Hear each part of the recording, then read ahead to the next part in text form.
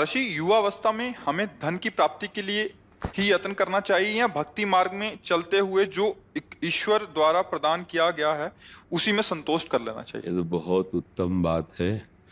अगर ये बात आ जाए कि पूर्व प्रारब्ध के अनुसार जैसे हम नहीं चाहते पर हमें दुख भोगना पड़ता है, अगर हम सुख की विचार न करें तो भोगना पड़ेगा ना, मिल जाएगा ना। हाँ, हमारे वृंदावन के परम रसिक श्री स्वामी हरिदास जी महाराज कह रहे हैं, हरि भज छाणी न मान नर तन को, मति बंछे तिल तिल धन को, अनमांगे आगे आवे गो, ज्यो पल लागे पल को। स्वामी जी महाराज कह रहे हैं कि मति बंछे रे तिल तिल धन को। क्यों सोच रहा है?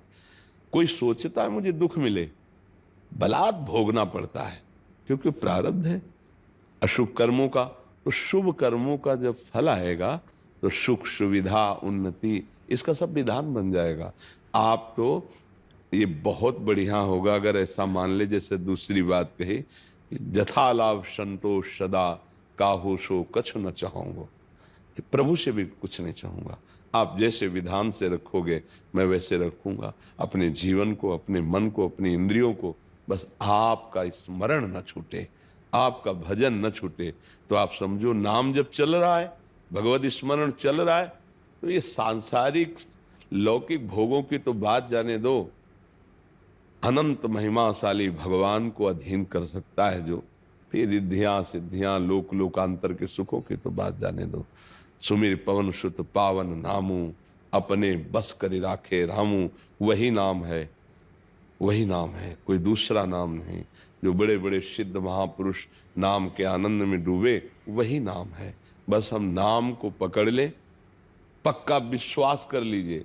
अगर जिह्वा से नाम चल रहा है और हृदय में एक बात है कि भरोसा मुझे भगवान का है, तो निश्चिंत हो जाओ, लोक परलोक के हर सुख तुम्हारे चरणों में आएंगे, पक्का समझ लीजिए। जैसे संत महात्माओं को लोग कहते हैं ना कि कितना वैभव कितना ऐसा कैसे, तो ये छल कपट से नहीं होता है। जब उन्होंने चित्त को भगवान में जोड़ दिया तो दुनिया का वैभव उनके चरणों में लुटने लगा। अगर दुनिया का मालिक अधीन हो जाता है तो मायाकृत वस्तुओं की क्या बात है। अगर विवेक काम कर जाए तो दूसरी बात बहुत जोर की है, जैसे प्रभु रखे वैसे रह जाओ और नाम जप कर लो तो होगा क्या, बहुत अच्छे से प्रभु रखते हैं। अब उनके भरोसे हो जाए ना तो सब बात, नहीं तो शरीर में कहीं पीड़ा हो तो सब ज्ञान विज्ञान भूल जाएगा। भी अभी सूचना आ जाए कि आपकी किडनी फेल हो रही है तो प्रश्न भूल जाएगा, उत्तर भूल जाएगा, नहीं भूल जाएगा। हाँ, तो ये भगवत आश्रय, ये हम कह रहे हैं कि जो दूसरी बात कही उस पे अगर स्थित हो जाओ तो बहुत जोर की बात। जहां इस शरीर के उदर पोषण के लिए जाते थे, मिला तो पाया, नहीं तो यहां भूखे भी रहे। वहां कई 100 साधक का रोज सुबह और शाम भोग बनता है। श्री जी भोग पाते हो, साधक साधक पाते हैं कई 100 की संख्या में। और किसी से ऐसे नहीं प्रभु, यहाँ कोई आपको संकेत भी नहीं कर सकता। यहाँ का सख्त शासन है कि ऐसा नहीं कर सकता कि भाई 400-500 साधु की सेवा होती है। नहीं, कहीं आवाज नहीं, कहीं दान पेटी नहीं, कहीं किसी भी तरह का ड्रामेबाजी नहीं कि यहाँ पर्चा भरो, यहाँ ये करो, यहाँ कुछ नहीं है। और इतने अच्छे से श्री जी चला रहे हैं, किसी से कहना नहीं, कोई किसी से फीस नहीं, बिजली सब कार्य, कितने कार्य, सब हजारों लोग बैठ के सुनते हैं, तो साउंड सर्विस क्या क्या सबकी व्यवस्था समय पे है। बस उतना है कि खा लो पी लो आनंद से रह लो बस। हाँ, साईं उतना दीजिए, जामे कुटुंब सब आए और मैं भी भूखा ला रहूं, साधु लोग, बस वैसे ही चल रहा है। जहां जिस समय जो आवश्यकता होती है वो उतना ही प्रभु भेज देते हो, वैसी व्यवस्था प्रभु चल जाती है। तो हमें लगता है अगर प्रभु के भरोसे रहे, अपने उदाहरण से समझ में आता है, प्रभु के भरोसे रहे तो सबका निर्वाह वो करते हैं, सबका निर्वाह करते हैं। बिल्कुल वो ऐसे अनंत माताओं जैसा प्यार, बस हम समर्पित हो जाएं। देखो आज भी भगवान का प्यार आपके ऊपर है, पर अहम होने के कारण मैं करता हूं, मैंने ये किया, मैं ऐसा कर सकता हूं, तो ये पर्दा है, इसलिए तुम उनको झांक भी नहीं सकते। और अगर ये अहम समर्पित हो जाए तो आप ऐसे देखोगे कि हर समय प्रभु हैं, वही करवा रहे। हर व्यवस्था, हर सोच, हर क्रिया बहुत आनंदमय हो जाएगी। वो जैसे अर्जुन की घोड़ों की बागडोर पकड़ ली ना, ऐसे मन और इंद्रियों की बागडोर पकड़ लेंगे प्रभु। शरणागत हो जाए, हृदय से हो जाए। और देखो, एक दिन यहां से चलना है। यहाँ का जितना वैभव है, ये शरीर भी यहीं छूट जाना है। अगर भजन ना हुआ, भगवान का चिंतन ना हुआ, तो साथ जाएगा क्या? इसलिए बड़े भाग्यशाली है, जैसी परिस्थिति उसको सह लो और राधा राधा राधा राधा राधा भगवान नाम जप करते हुए जीवन व्यतीत करो, तो भगवान की प्राप्ति हो जाएगी। ये पक्का समझ लो। और अगर चाह करोगे धन की, तो मिल जाएगा। महालक्ष्मी पति हमारे प्रभु हैं, आप उनका नाम जप करो, धन भी मिल जाएगा। अरे भगवान की तरफ चले तो परमानंद की बाढ़ आने लगती है। भजन तो बहुत बड़ी बात है।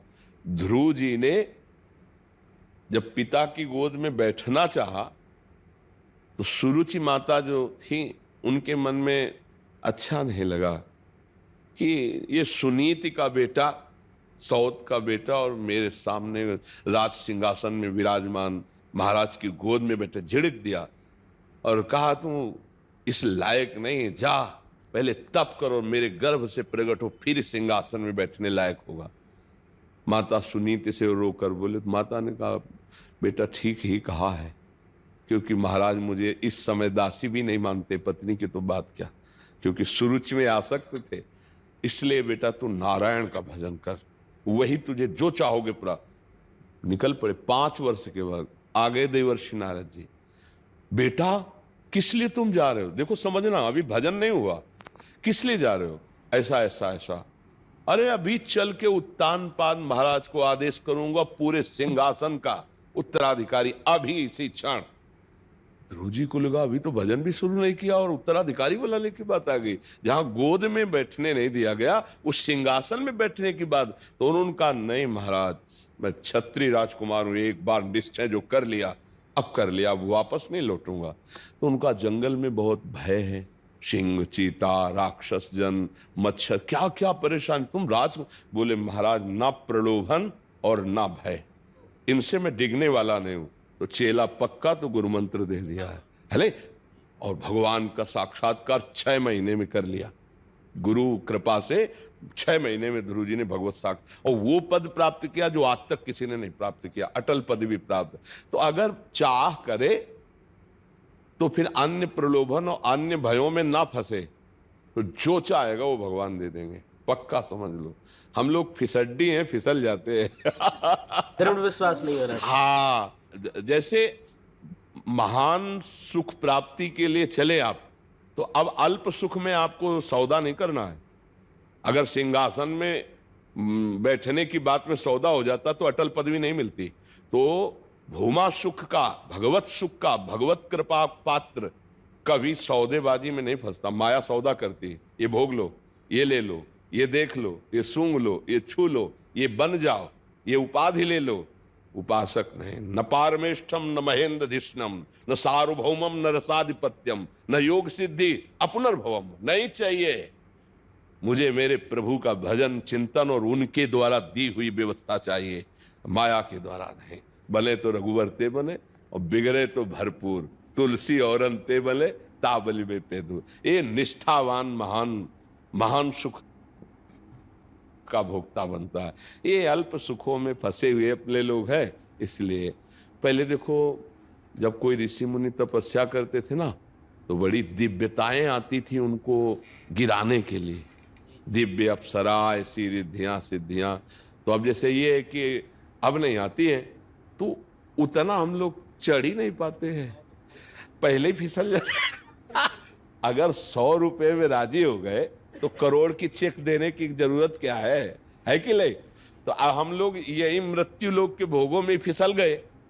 तो अब देवलोक के या दिव्य सिद्धियां या ऐसे दिव्य चमत्कार हृदय में प्रकट हो, अगर हम निष्ठा से बने रहें तो कोई भी परास्त नहीं कर सकता, सीधे भगवान आएंगे। हम एक बार बिल्कुल ग्रामीण भाषा में बताया कि जैसे बच्चा रोना शुरू किया, खिलौनों से नहीं खेल रहा, तो माँ फिर देखती और अपने निज जन को भेजती है, बेटी बहन किसी को, जा उठा ले गोद में, और उस पे भी जब राजी ना हो, रोना बंद ना करे, तब माँ फिर कहती है अच्छा तो सब काम बाद में हो जाएगा, और फिर बेटे को गोद। ऐसे जब कोई भगवत मार्ग में चलता है संसार के खिलौने छोड़ करके, तो भगवान उसके आगे दिव्यताएं भेजते हैं, दिव्य भोग, फ्री, कोई नहीं जानेगा, भोग लो एकदम, ऐश्वर्य वैभव रिद्धियां सिद्धियां, पर वो रोना बंद न करे, किसी खिलौने में राजी न हो, किसी की गोद में न चढ़े, उपाधि कोई स्वीकार न करे, तब वो विवश होकर फिर भगवान उसको ऐसे फिर उसे स्वीकार करते। बहुत सुंदर विचार है। पहला वाला तो ठीक कम है, दूसरा वाला बहुत जोर का है कि हमें जैसे रखोगे वैसे हम रहेंगे, तो बहुत अच्छे से रखेंगे। ये हमारा निर्णय और सब संतों का अनुभव। भगवान कदम कदम पर कि उनकी सुरक्षा व्यवस्था सबकी करते, और आप लोगों की भी करते हैं, पर आप इसलिए नहीं समझ पाते कि कर्ता भाव में है। अहंकार होने के कारण आपको लगता है कि मैंने किया, ये समझ नहीं पाते। मलिन हृदय हो गया तो अब क्या होता है कि वो फिर इस बात को दूसरी तरह पेश करता है कि जब बुरा किया तो भगवान ने तो करवाया, अगर उनकी इच्छा न होती तो हम कैसे कर सकते थे, उनकी इच्छा के बिना पत्ता नहीं। ये गलत जो चिंतन है वो उसको अनुभव में नहीं आने देता। नहीं तो सच्ची बताए, अगर आप शरणागत हो जाओ तो आनंद की वर्षा भगवान कर देते हैं। बस जितनी शरणागति में कमी है उतना ही हम दुखी सुखी होने लगते हैं। नहीं तो उनकी कृपा को देखोगे तो घोर दुख में भी आपको विशेष सुख वाली कृपा दिखाई देगी।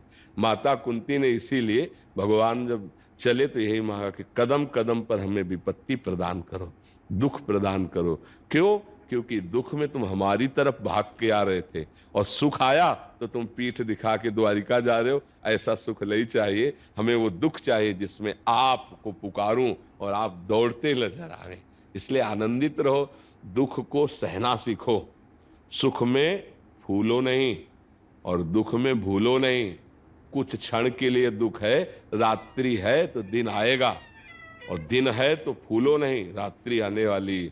इन दोनों से हम ऊपर उठें, दुख सुख से ऊपर उठें। महर्षि, कल हम बाहर थे तो एक ग्रस्त साधक का यही प्रश्न था कि जैसे पहले अधर्म आचरण से पैसा कमाते थे, पूज्य महाराज जी की वाणी सुनने के उपरांत मतलब अभी धर्म आचरण से पैसा कमाई हो रहा है, बट अंदर एक धन की इच्छा है कि मैं ज्यादा से ज्यादा कमाऊं ताकि मेरे बच्चे अच्छे से हो, या मैं कहीं मकान ले लूं। तो ये भी इच्छा महाराज जी, ये इच्छा भी बाधित है? यही इच्छा तो पाप कर्म कराती है, चाहे जितना वो कोई सफाई पेश करे। जिसके अंदर ये इच्छा आ जाती कि मैं अधिक से अधिक धन कमाऊं और अपने परिवार को सुखी करूं, जो 4 5 8 10 लोग हैं, इसके अलावा मैं अधिक से अधिक धन कमाऊं, तो वो कुछ भी कर सकता है। जिसके मन में ये संकल्प आ गया मैं अधिक से अधिक धन कमाऊं। धर्मात्मा पुरुष धन की तरफ वृत्ति नहीं रखता, और धर्म की तरफ वृत्ति रखता है कि मैं अधिक से अधिक धर्म पूर्वक आचरण करूं, भले नमक रोटी खाना पड़े। और आपको सच्ची बताएं, धर्मात्मा पुरुष के बच्चों के लिए धन जमा नहीं करना पड़ता। वो इतने प्रवीण होते, इतने महिमाशाली होते हैं कि वो सब व्यवस्था कर लेंगे। और अधर्मी पुरुष जो अपने बच्चों के लिए अधर्माचरण करके जमा करता है, वो उसी को पीटते हैं, घर से निकाल देते हैं, और इसके बाद उनकी बुद्धि भ्रष्ट होकर ऐसे आचरण करते हैं, वो नष्ट हो जाते हैं। लिख लो, कागज में लिख लो, अधर्माचरण से कमाया हुआ धन न तुम्हें सुखी कर पाएगा, न तुम्हारे बच्चों को सुखी कर पाएगा। पक्का समझ लीजिए। और धर्म के द्वारा चलोगे तो माना कि बहुत मेहनत करके तुम बच्चों को